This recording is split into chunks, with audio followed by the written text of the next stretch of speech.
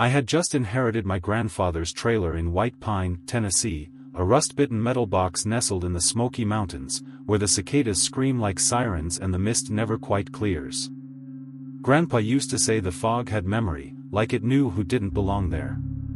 The first time I set foot inside that trailer, it smelled of dust, mildew, and cigarette ashes that had settled into the furniture. His things were still untouched, a half-done crossword puzzle, a tin of old coins, and most notably, the battered wood-encased radio on the kitchen counter, an RCA Victor from the 1950s. It didn't fit the rest of the place.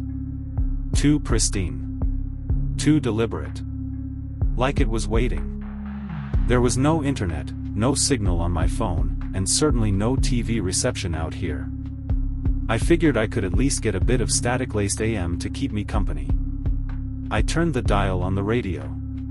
Nothing. Just static. Then, somewhere between the buzzing noise, a voice cut in. Low. Croaky. Slow. The rain will begin again. It was July. Not a cloud in sight. The air was dry and thick like syrup.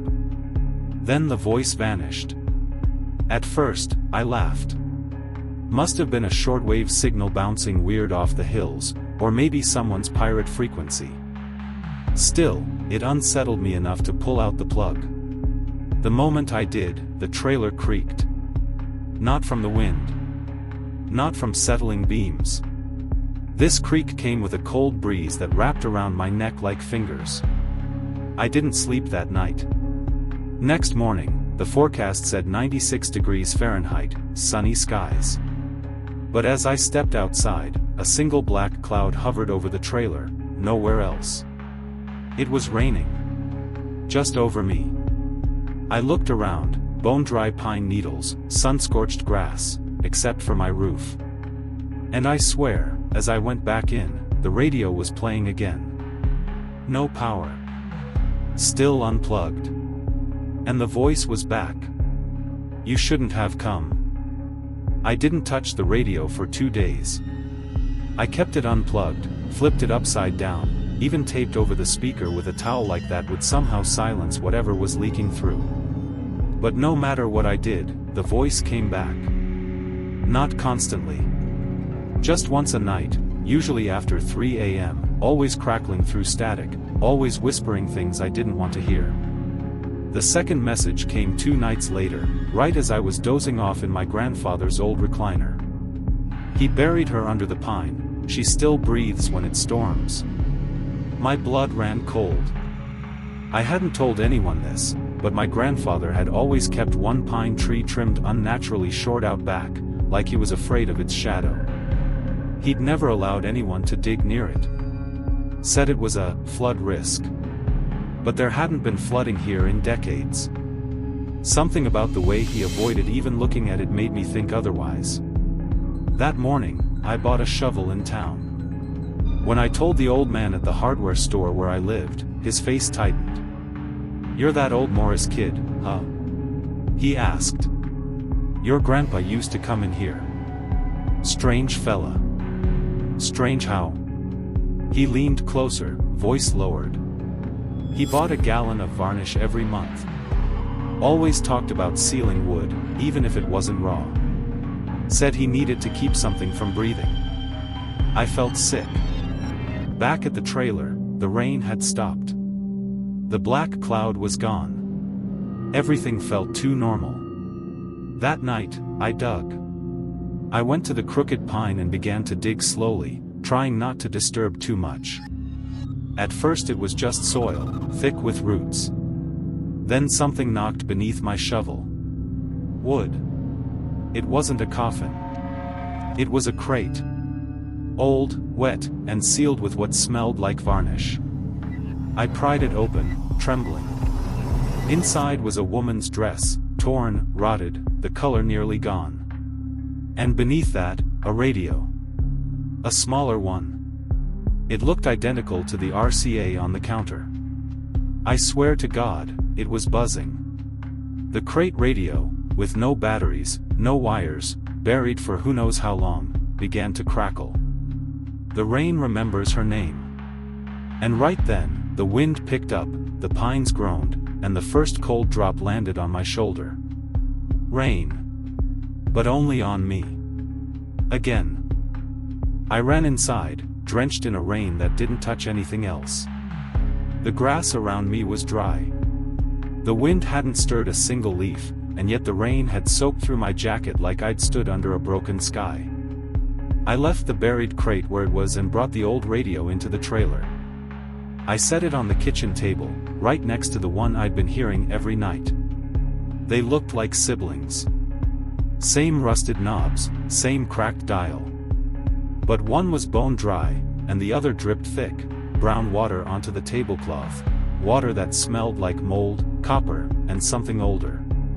Something wrong. At 3:14 a.m., both radios switched on. No one touched them. I hadn't even plugged them in. The kitchen filled with overlapping static, not like white noise but like waves crashing against each other in opposite rhythms.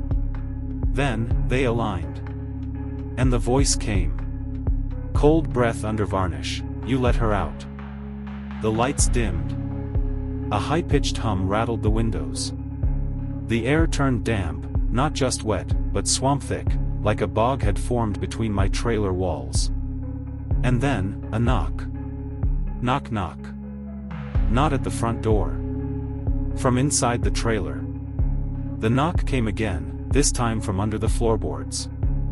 That's when I remembered something my grandpa once said to my mother when she was little. I'd overheard them when I was no older than 5.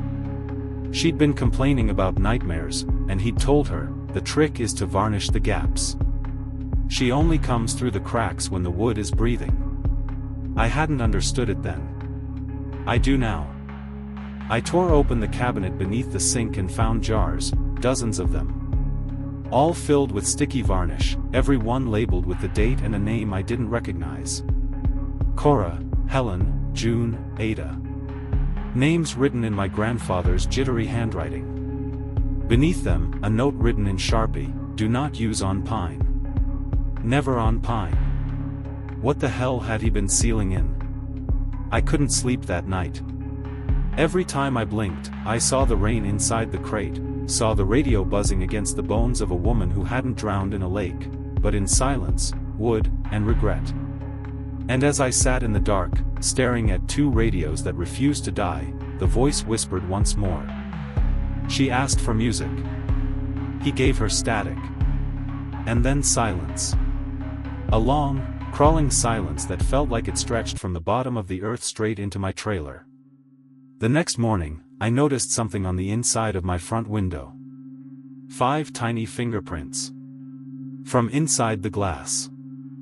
I woke to the sound of dripping. At first, I thought the faucet was leaking, but the sound was too deliberate. Each drop landed with a faint metallic clang, like water hitting the inside of a rusted bucket. I followed it to the small pantry next to the rear exit. The air was damp. The linoleum felt soft under my feet, wrong, swollen. The scent of wet wood, copper, and flowers. I opened the pantry door. Inside, where there had once been rows of canned beans and expired cereal boxes, was now a hollow shaft, lined with pine boards. The wall behind had disappeared. And sitting in the middle of that strange shaft was an old wooden radio, identical to the others. Only this one wasn't plugged in. It was crying. Thick, amber-colored sap seeped from the speaker grill, like the radio itself was made of wounded pine. Its dial spun on its own, erratic and desperate, landing briefly on an old jazz station before leaping into static.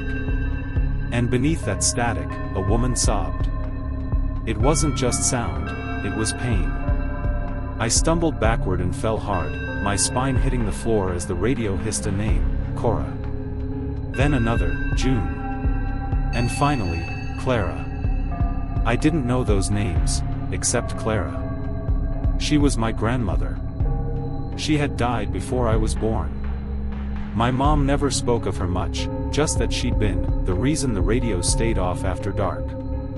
I ran out of the pantry, heart hammering, and grabbed the old photo album my mom kept under her bed. Flipping through yellowed pages and brittle plastic, I found it, a black and white picture of my grandfather standing in front of this trailer, smiling with pride. Next to him, a woman in a white dress, holding a portable radio like a trophy. On the back of the photo, Clara, 1963. The summer the voice came back. I dug deeper. Hidden between the pages of a family Bible was a handwritten letter. If you find this, that means the rain has returned. Do not burn the radios. Do not bury them again. She hates being underground. The pine boards are her lungs now. Keep them sealed. Never varnish over the knots. That's how she breathes. My hands trembled. The knocking started again. This time from the pantry. Not under the floor. Not the walls. The radio was knocking. 3 hard taps. Then a pause. Then 4 softer ones. I recognized the pattern, SOS. I backed away slowly, dragging a chair across the linoleum to jam the pantry door shut. That night, I sealed every window and door with duct tape and varnish. Not over the knots, just like the letter warned. I unplugged every radio, took the batteries out, even removed the one built into my truck. But at 3:14 a.m., my phone buzzed on its own. No ringtone. Just rain. Heavy, static-filled, inside my skull kind of rain. The message on screen simply read, "Let her finish the song." I left the trailer at dawn. Or at least, I thought I did. The clouds hadn't moved.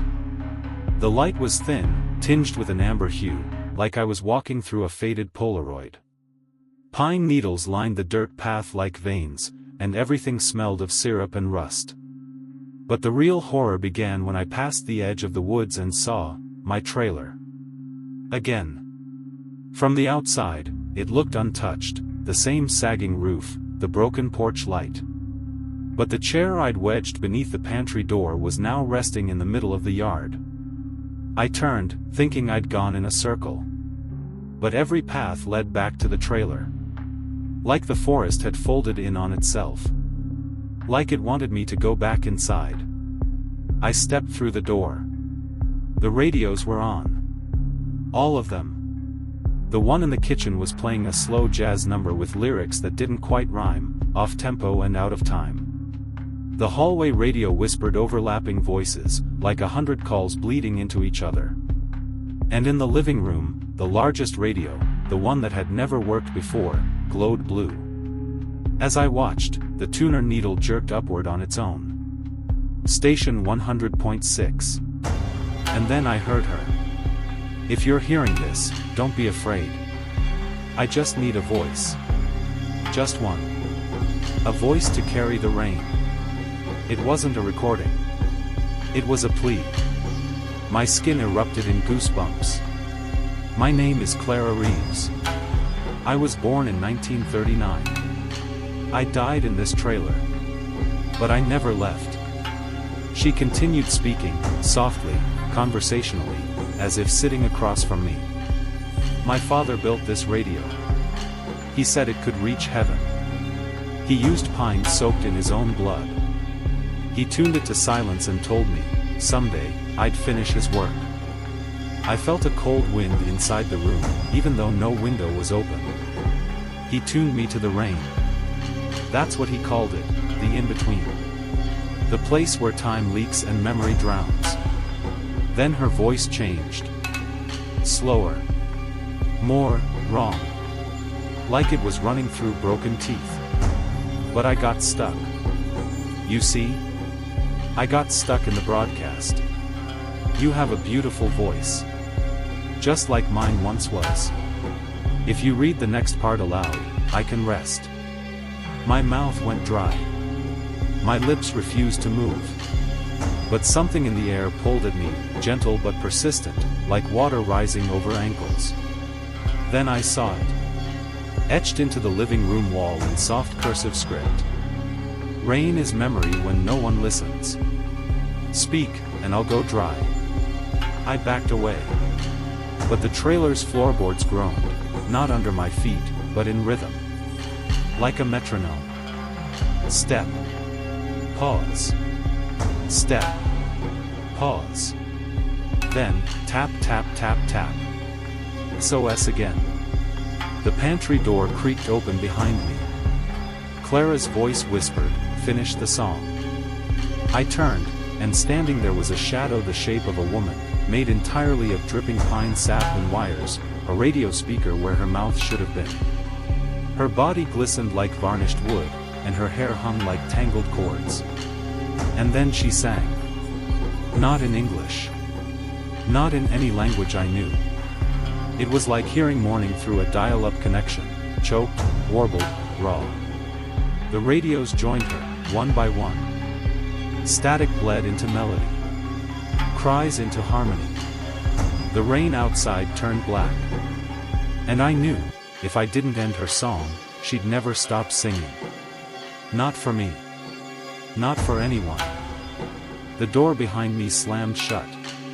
All 5 radios screeched at once, a high-pitched cacophony that sliced the air like broken glass. My ears rang. My nose bled. My knees buckled. And still, she sang. The woman, Clara, or what was left of her, reached toward me with arms made of exposed copper wires, stretching unnaturally long, her fingers bending backward as if motion had never belonged to her. Finish the song, she whispered again, but this time, her voice came from inside me. I staggered back and knocked into the large living room radio. The dial spun on its own, faster and faster until it snapped clean off. The lights in the trailer dimmed to red, and for a moment, I saw something through the static on the walls. A field. Dozens of radios. Each playing a different human voice. Screaming. Pleading. Stuck. I understood. This trailer wasn't haunted. It was a transmitter. An antenna for trapped souls. A place where spirits were broadcast instead of buried. And the only way Clara could leave was if someone else took her frequency. She moved closer. Please, she begged, voice crumbling, I don't want to be the rain anymore. I looked down at the floor. The pine boards beneath my feet had warped into letters. Will you sing for me? Then something inside the kitchen radio cracked, and from the broken speaker, my voice echoed back, a recording from last night, when I'd whispered into the air asking, is someone out there?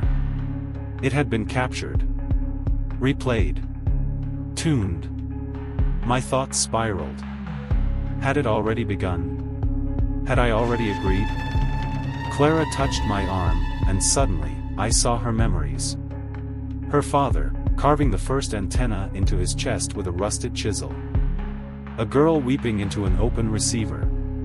Rain falling inside the house. A funeral without a body. A song that rewound time. I screamed and yanked away. There was only one option now.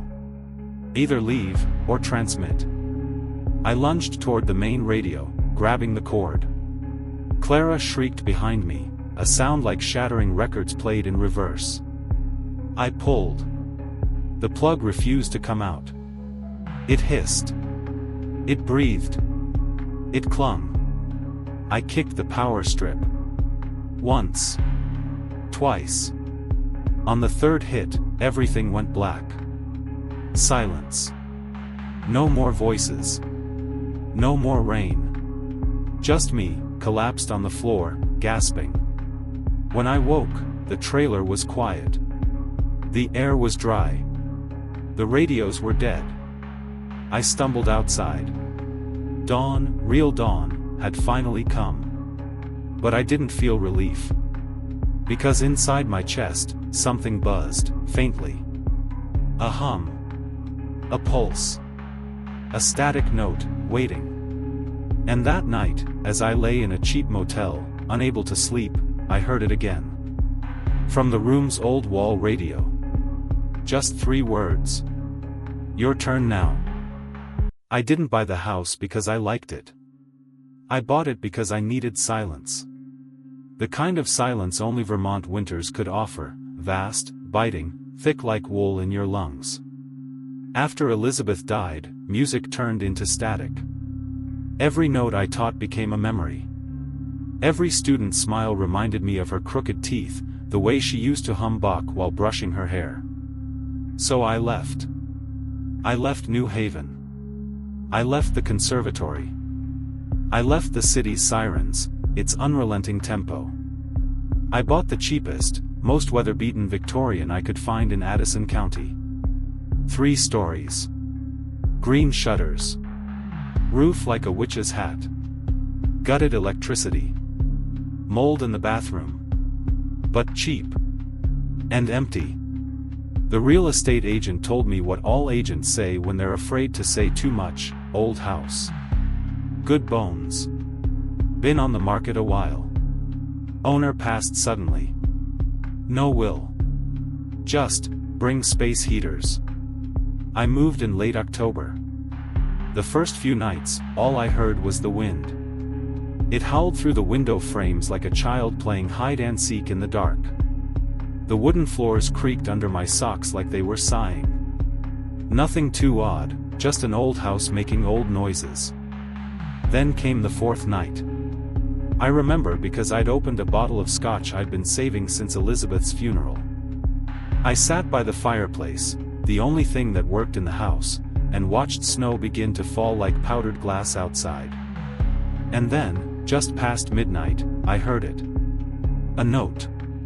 Sung. Clear. Female. Fading into harmony. I froze. I thought maybe the wind had shifted. Or my ears, dulled by alcohol and grief, were playing tricks. But then came the 2nd note, lower, from another voice. Then a 3rd. By the 4th voice, it was unmistakable. A choir.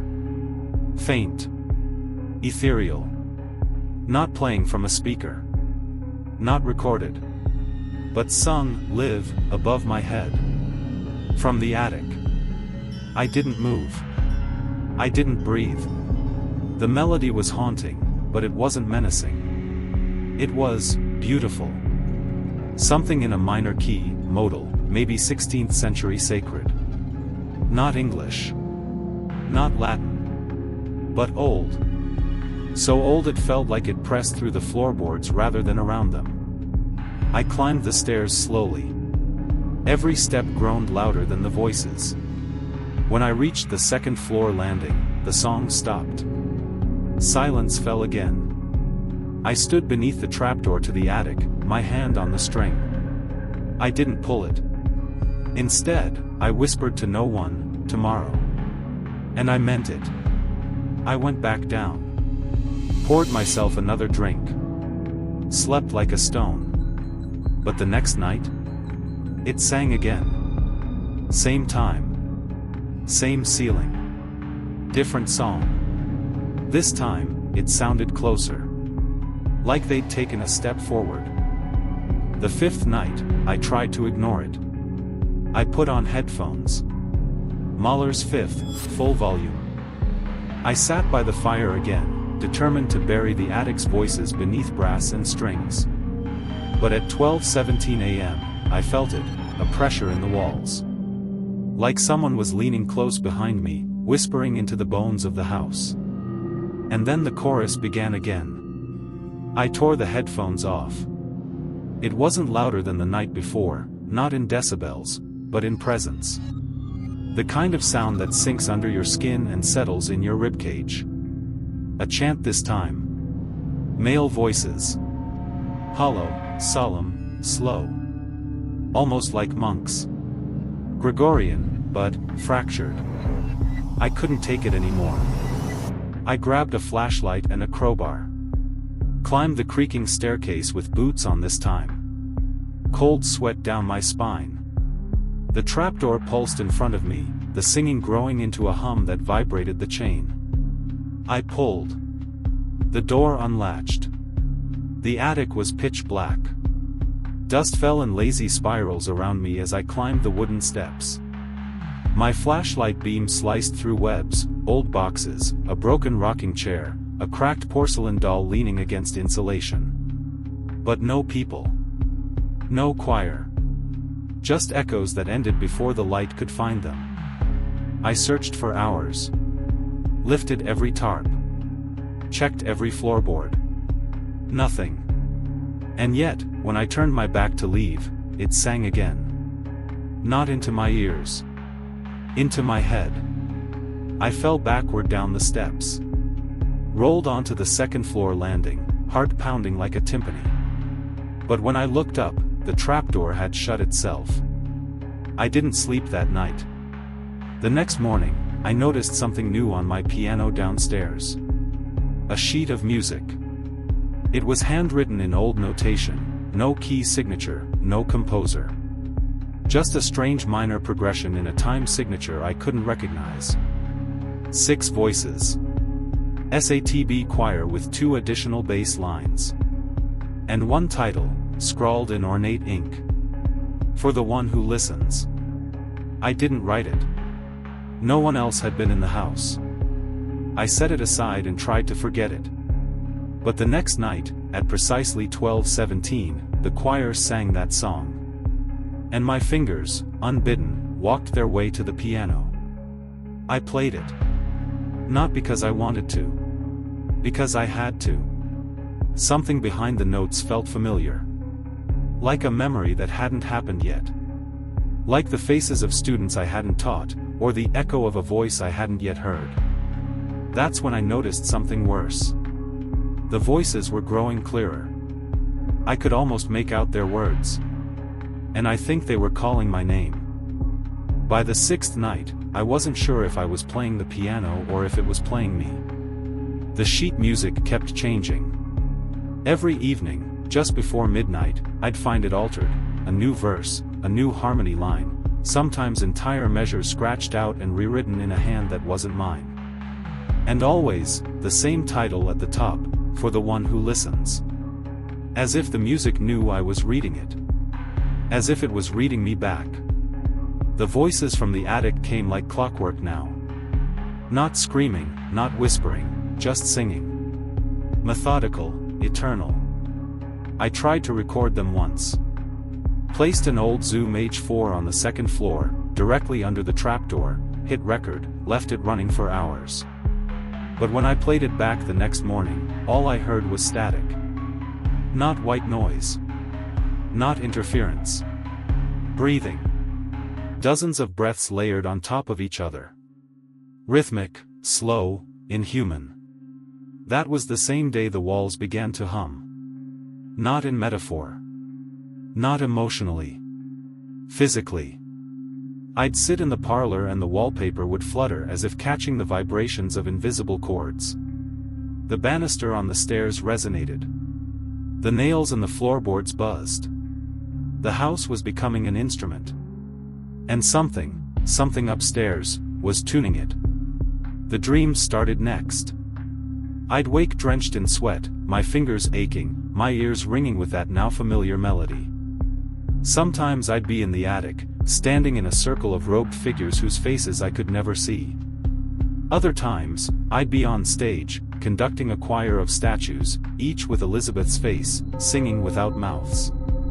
One morning, after a particularly vivid nightmare, I found bloody fingerprints on the piano keys. 8 of them. Pressed precisely where my hands had been in the dream. But my fingers were clean. I stopped leaving the house. Food was unnecessary. Sleep became optional.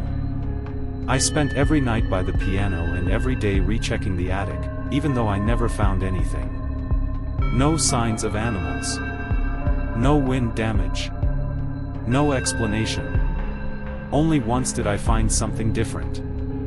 A trapdoor beneath the trapdoor. Hidden under insulation in the attic's far corner, beneath an old armoire I swear wasn't there before. Smaller, older. The wood wasn't from this century.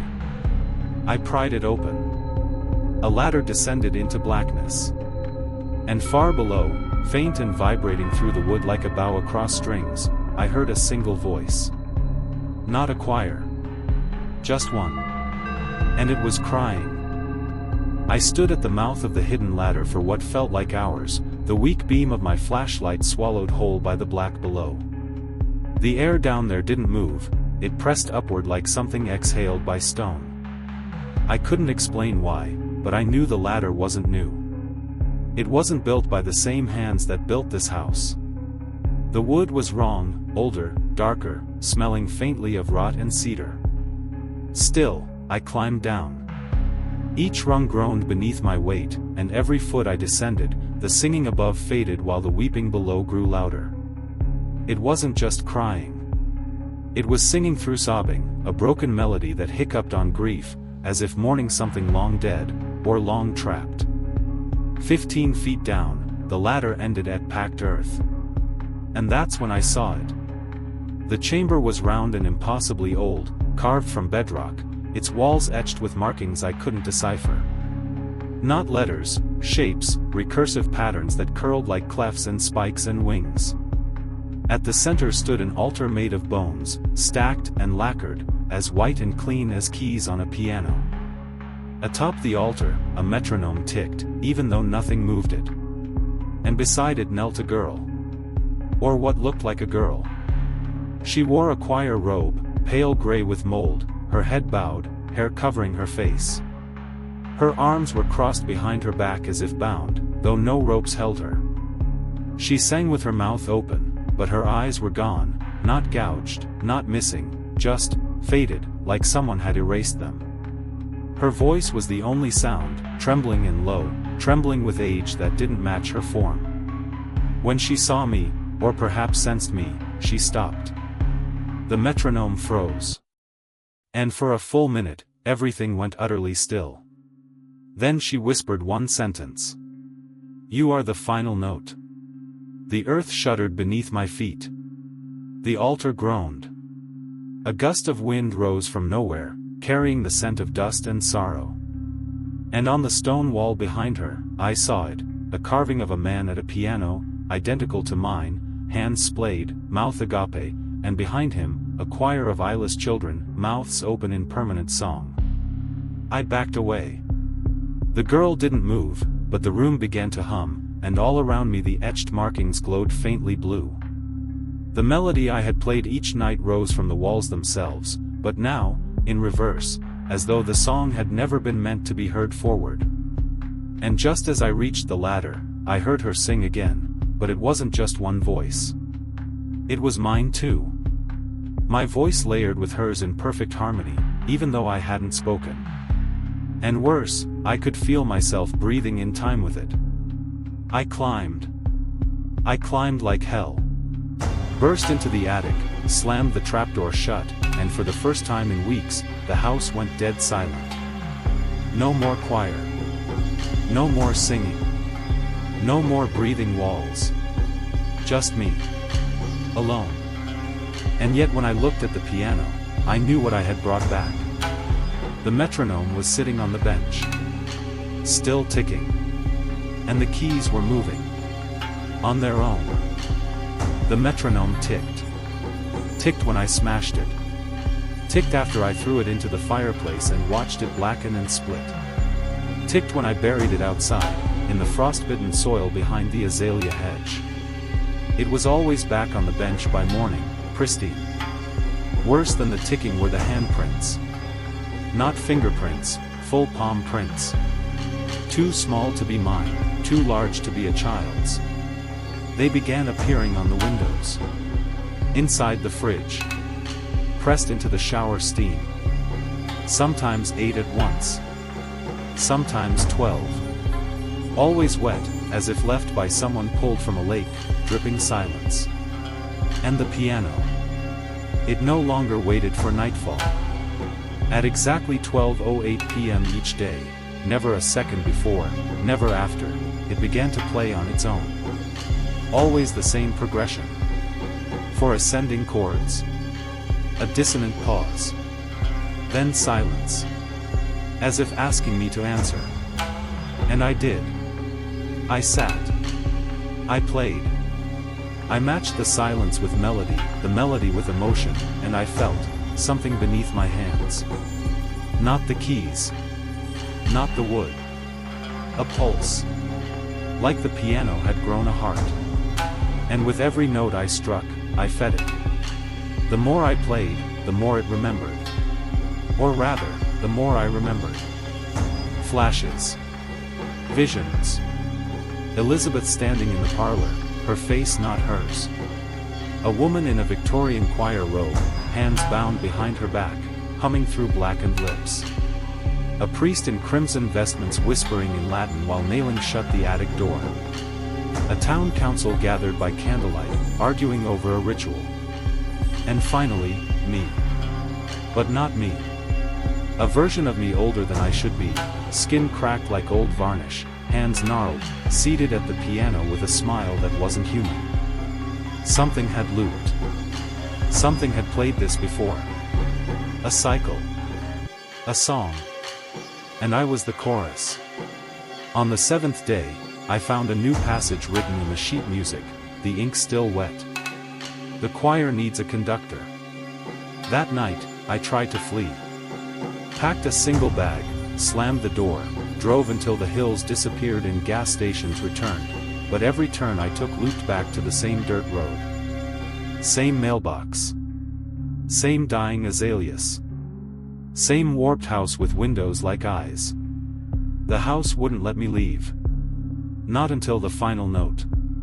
So I returned to the piano, trembling, exhausted, afraid of what would come next. And that's when I heard it. From the attic. Applause. Dozens of hands. Clapping in rhythm. Slow, mockingly polite. The attic door creaked open by itself that night. I didn't need to pull the chain. It waited for me, welcoming me. The house was warmer than it had ever been, like it was breathing around me. The wallpaper pulsed in time with a slow, funereal rhythm. As I ascended the stairs, each step sounded like a key on the piano, low C, D, E flat, climbing towards something that wasn't harmony, but inevitability. Inside the attic, the temperature plummeted. My breath fogged before me like incense in a sanctuary. And there they stood. The choir. They lined the walls, motionless. 40 of them, perhaps more, their faces veiled, their robes hanging like withered curtains. No eyes. No mouths. Only voids where voices had once lived. And in the center, the second piano. Blackened, cracked, ancient, like something pulled from a shipwreck and set to dry under a blood moon. Its keys were made of teeth. Human. Some chipped. Some yellowed. One was gold. A single note rang from it without touch. And then they began to hum. Low, terrible, beautiful. I felt my limbs move on their own. I sat at the piano and placed my hands upon the teeth. They were warm. They resisted me slightly, as if still connected to nerves. I closed my eyes and played the first note, and in doing so, remembered everything. Elizabeth hadn't just died here. She had been sacrificed. She had been the last conductor, chosen by the house, offered by the town, swallowed by the choir. Her voice had become their song. Her soul, trapped in the attic, calling through melody for someone to break the cycle. But I hadn't broken it. I'd continued it. I was always meant to. The house wasn't haunted. It was an organ. A cathedral of bone and echo, constructed to summon and feed a choir that existed between time, a congregation of the forgotten, collecting voices across generations. And I was its latest instrument. When I struck the final chord, the one the sheet music had always kept blank, the attic screamed. Not in fear. Not in pain. But in fulfillment. Every robed figure turned toward me. Their hoods fell. And they all wore my face. Hundreds of versions of me, some younger, some impossibly old, all watching as the house consumed me with sound. I became a note. A resonance. No longer flesh, but vibration. trapped in the timbre of a room that could never fall silent. And now? Now I sing. If you ever hear a piano playing in a house long abandoned, stop. If you hear a choir through a wall where no choir should be, run. And if you feel a metronome ticking in your head when you haven't touched one in years, it means the attic has chosen you. And the house is ready to compose again. I inherited the key on a Tuesday. It came in a thick manila envelope addressed in my uncle's spidery cursive. Inside was a letter that smelled faintly of camphor and mold, and a small black velvet pouch. The pouch held the key, long, iron, and cold as ice despite the summer heat. Its head was shaped like an open mouth. I mean that literally, an engraved pair of lips, mid-whisper. Strange. Uncle Henry had been a locksmith in upstate New York. He wasn't close family, more like the family recluse. Lived alone, died alone. I hadn't spoken to him in years. But the letter explained everything in that rambling, eccentric way he always had. If you're reading this, Alex, then I've finally kicked the bucket. Took long enough. You always had steady hands, better than mine even, and a mind for the esoteric. So I'm giving you my life's greatest mistake. That key. Don't throw it away. Don't try to copy it. And whatever you do, don't try to use it. I mean it, boy, it doesn't want to be used. I learned that too late. There was no lock to go with it. That frustrated the hell out of me. I own a small locksmith shop in Harrisburg, Pennsylvania, so mysteries like this itch at me until they're solved. The craftsmanship of the key was ancient, not Victorian, not even medieval. It felt older. The teeth were jagged and asymmetrical, unlike any system I knew. That night, I couldn't sleep. I left the key in my workroom, in a metal drawer lined with felt. But sometime after midnight, I heard the drawer open. It's a heavy cabinet. You have to tug it hard. I grabbed a flashlight and stepped in. Nothing. The drawer was still shut. But the key was gone. I found it a few minutes later, lying on the floor near the front of the shop, pointed toward the door. The flashlight flickered. I blamed a dying battery. I told myself I must have forgotten to put it back properly. The next night, I locked it inside a steel toolbox and placed it on the top shelf of the back room. And yet, come morning, the box was open, the lid resting against the wall. The key was on the floor again, this time, angled toward the hallway leading to my bedroom. That's when I remembered something else from Uncle Henry's letter. It moves. Sometimes it whispers. If it ever starts pointing somewhere, don't follow it. I stared down at the key. It lay perfectly still. But I swear to God, the metal was warm. Like it had just been held by a living hand. And from the back of the workroom, I thought I heard something that didn't belong, the scrape of wood against wood, like a door opening. Only I live alone. And I never heard it close again. The next morning, I decided to stop pretending. I didn't go into work. I told my apprentice, Megan, that I had the flu, technically true, if the flu came with hallucinations, restlessness, and a growing certainty that metal objects were whispering behind your back. The key was waiting on the living room floor when I woke up, this time pointing at the basement door. Only one problem, my house didn't have a basement. I live in a 1930s single-floor craftsman-style home. There's a crawlspace under the floorboards, barely 2 feet deep. No stairs, no basement. But now, there was a door. It stood where the bookshelf used to be, a warped oak door that looked a century older than anything in the house. The knob was brass. The keyhole, this was the part that made me dizzy, matched the key perfectly. It had the same asymmetrical teeth pattern carved into the lock plate. As if it had been made for it. I blinked, stepped away, went to the kitchen, splashed cold water on my face. When I came back, the door was still there.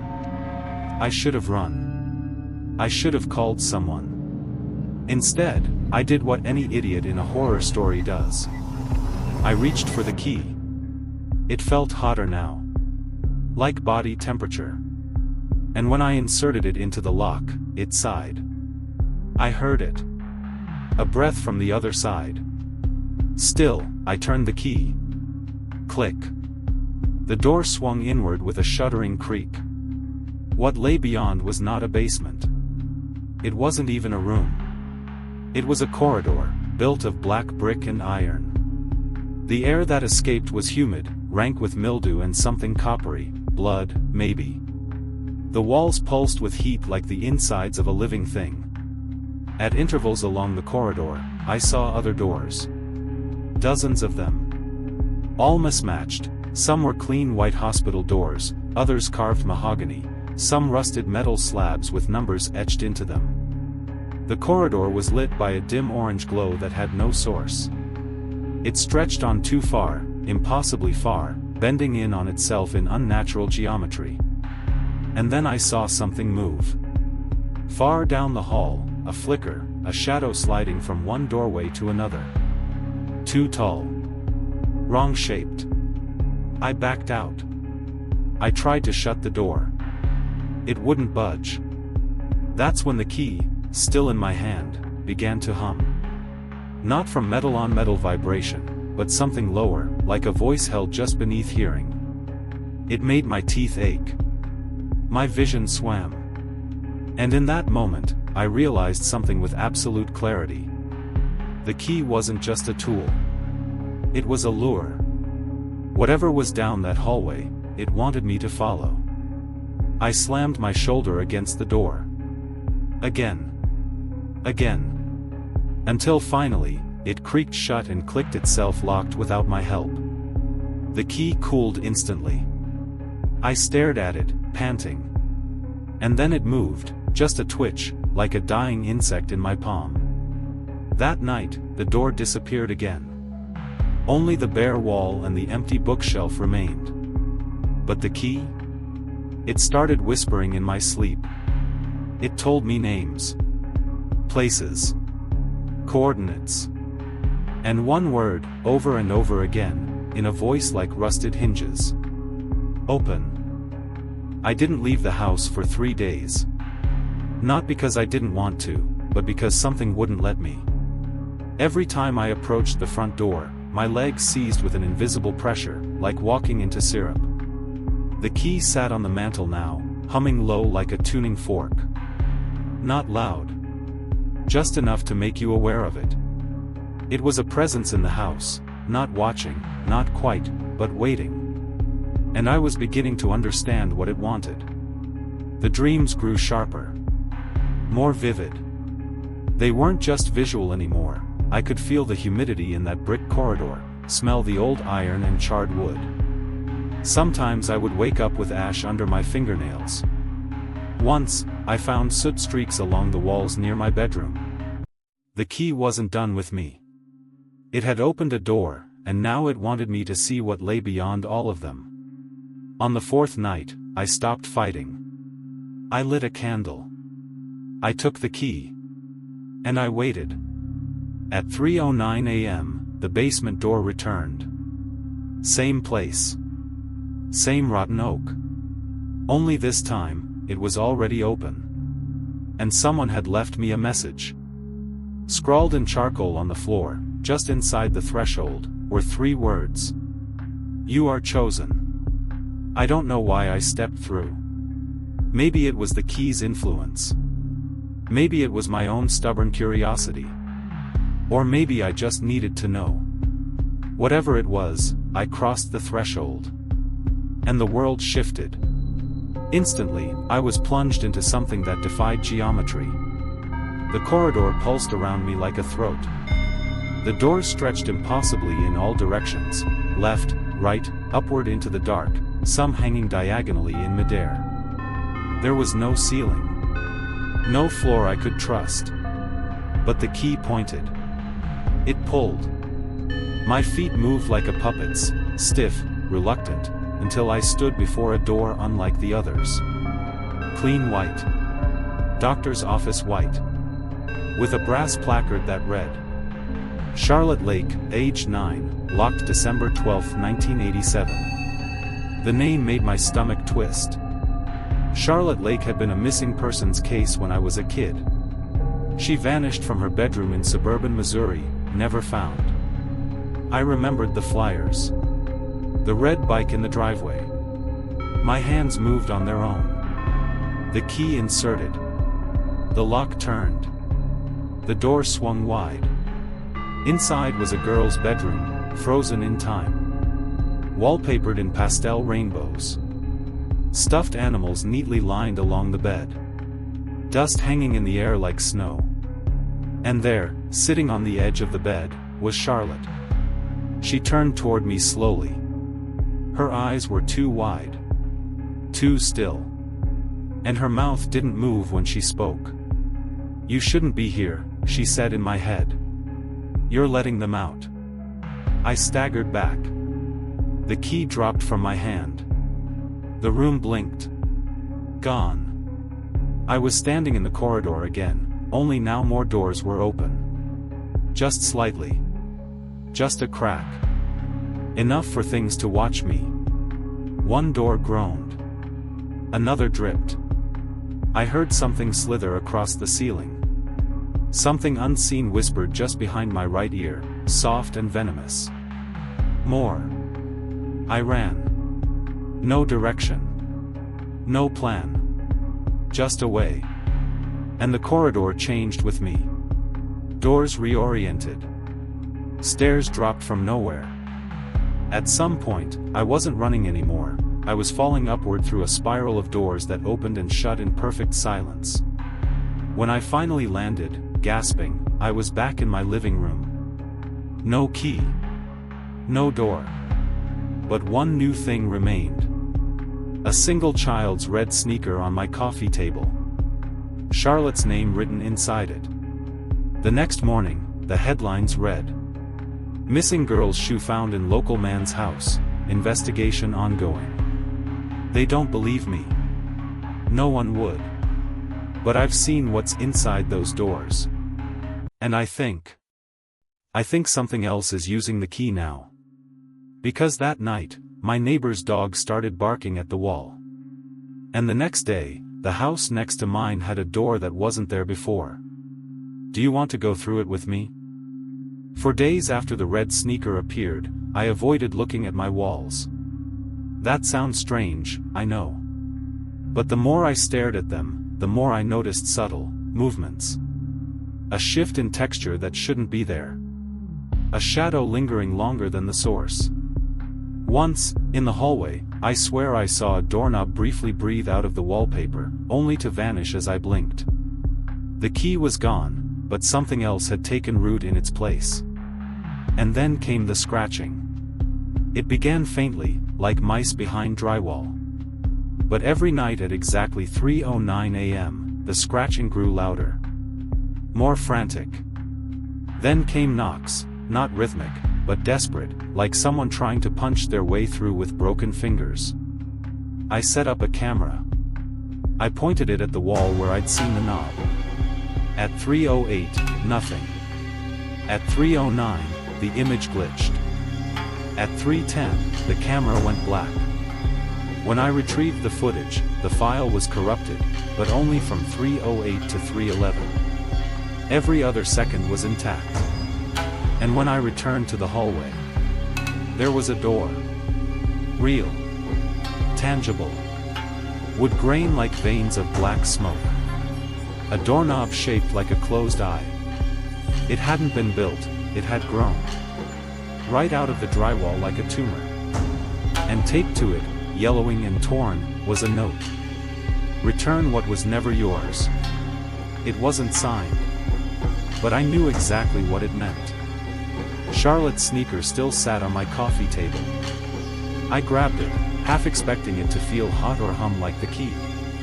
But it didn't. It was cold. Real. Tangible. Innocent, almost, except for the faint, rust-colored smudge on the sole. I stood before the new door, sneaker in one hand, fear in the other. The knob twitched.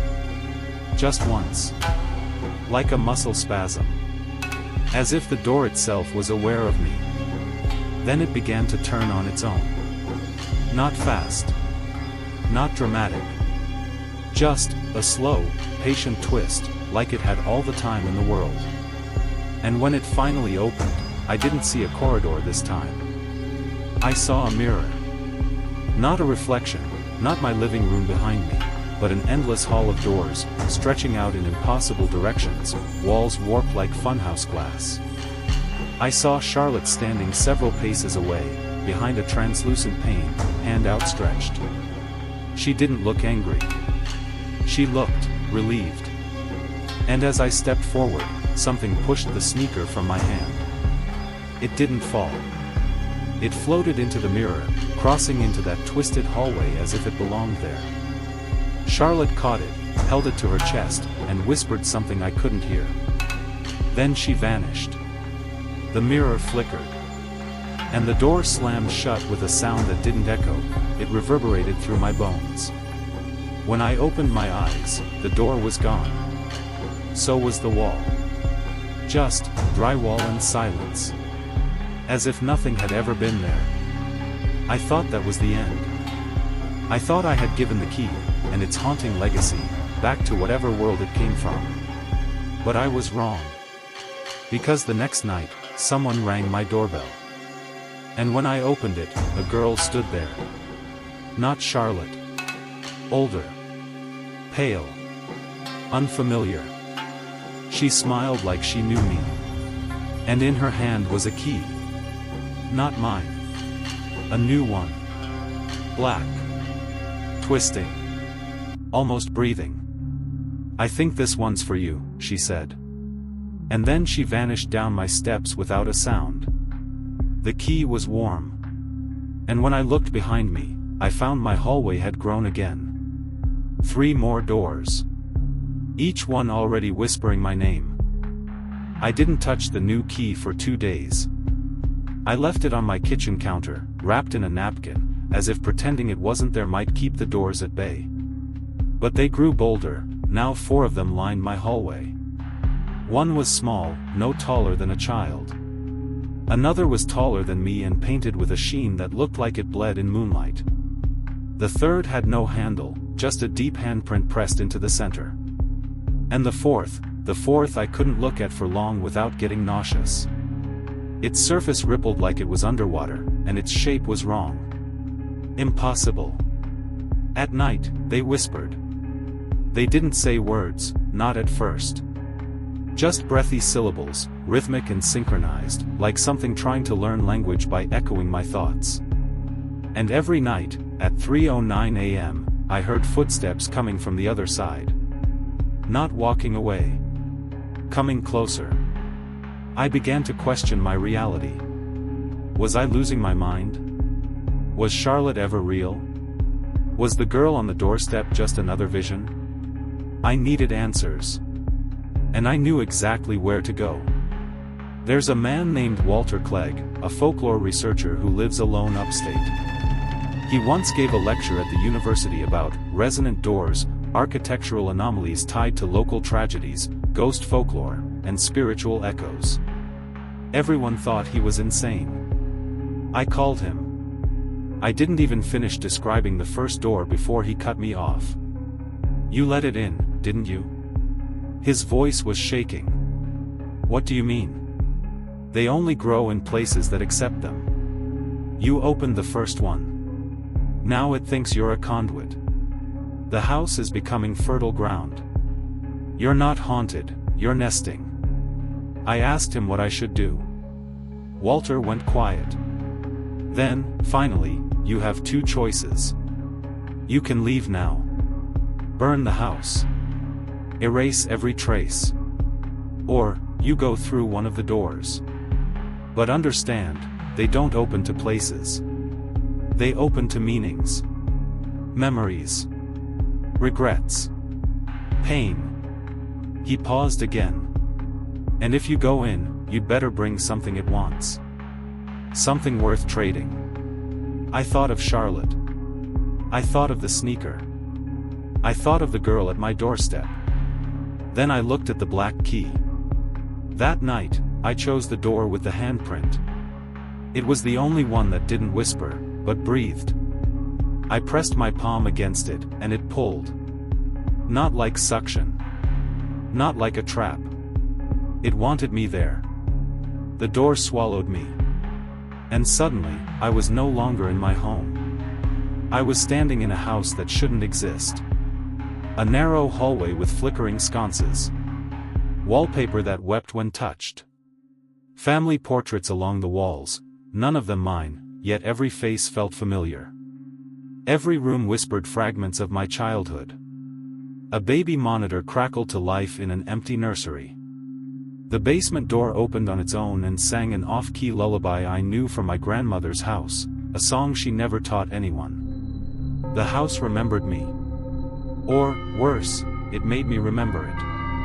I wandered room to room, and each step forward revealed something I had forgotten, a blue bicycle I had crashed when I was 9. A broken music box I buried with my childhood cat. A blood-stained pillow from the night my mother overdosed. Things I never told anyone. It wasn't just my memories. It was my shame. The hallway narrowed as I reached the final room. The door was covered in nails, but swung open effortlessly when I touched it. Inside, I found a mirror. Not like the one Charlotte vanished through, this one was covered in black cloth. I pulled it off. And saw myself, aged and screaming, pounding on the inside of the glass, begging me not to move. And behind my reflection, doors. So many doors. Each one carved with someone's name I almost remembered. Walter had warned me. If you go in, you'd better bring something worth trading. I had nothing to offer but myself. And I suddenly realized. That was the price all along. Your identity for your escape. And I was already too far in to go back. The mirror didn't shatter. It peeled open, like a wound, its edges retracting as if it were flesh pretending to be glass. On the other side, I saw a copy of my living room. Familiar, but subtly wrong. The coffee table had only 3 legs and bled sawdust. The ceiling fan turned counterclockwise with a soft metallic groan. And sitting on my couch, facing away from me, was me. Or at least, a version of me. He was older. Grayer. And his spine slouched like it had carried something unbearable for far too long. He didn't react to my presence. He just whispered over and over. You should have never touched it. You should have never brought her in. Behind him, another door pulsed, this one shaped like a keyhole with no lock, as if waiting for something to fit inside it. The whispering returned. Only now, I could understand the words. They weren't in English. Not quite. They were inside thoughts, a language I could feel behind my eyes and inside my teeth. Trade. Trade. Trade. The version of me turned his head. His eyes were missing. Not gouged out. Empty. As if he had given them away willingly. I gave them my eyes to see her one last time, he rasped. I backed away. No, I muttered. I don't accept this. I came to save her. Charlotte. The girl. She's still here somewhere. She never left, he whispered. Then, with a trembling hand, he pointed toward the keyhole door. She's through there. But you know the rule. Every door asks a price. I held up the black key, trembling. If I give it what it wants, will I get her back? No, he said flatly. You'll only get her pain. The key doesn't open rescue. It opens reminders. Memories so heavy, they fall out of time. I stood there, heart pounding. And then. I felt it. A presence behind me. Slow. Cold. Charlotte. She looked just like I remembered her from that day she vanished. Same hoodie. Same smile. But her eyes were pools of night, and her shadow stretched away from her body instead of behind. "I waited," she said. Her voice was a note too sharp to be natural. "You forgot." "No," I whispered. "I remembered. Every day. You left me with it." "What is it, Charlotte?" She lifted her arm.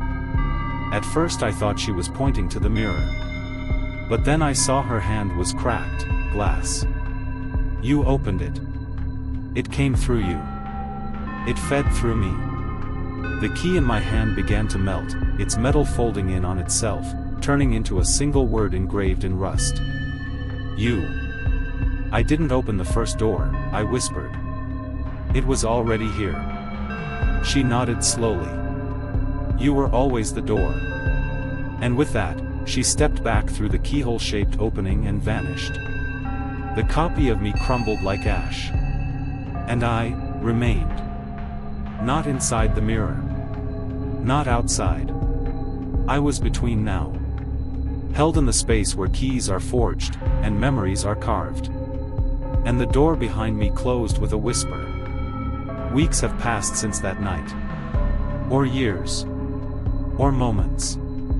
I write this not knowing if it will ever reach anyone, but if it does, please, listen. If you ever find a black key on your doorstep, do not touch it. Burn your house if you must. Leave everything. Because the doors don't want to be opened. They want to be remembered. And once they know your name, you become the next key.